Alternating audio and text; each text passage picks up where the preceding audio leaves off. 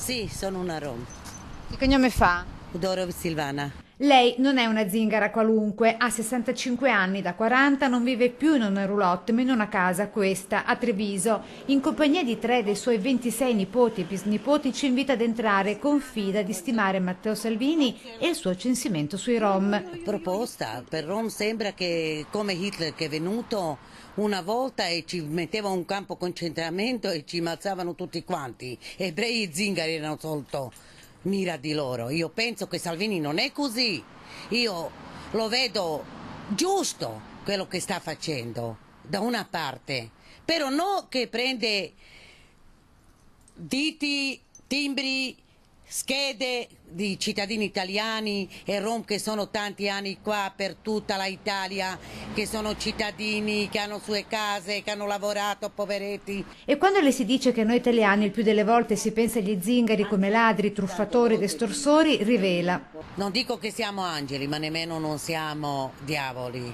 Il censimento con la polizia andrebbe fatto anche in sede parlamentare, soggiunge. Diventano peggio di rom, diventano peggio.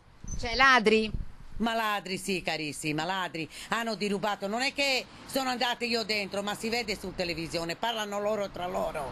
Però loro non si mangiano tra loro. Lupo la sua carne non la mangia. Nel frattempo, tra gli zingari del resto d'Europa si sparse la voce del censimento italiano, generando una paura diffusa, racconta. Hanno paura a venire, hanno paura a entrare, perché hanno visto, secondo loro, che l'Italia è più pericolosa per Rom.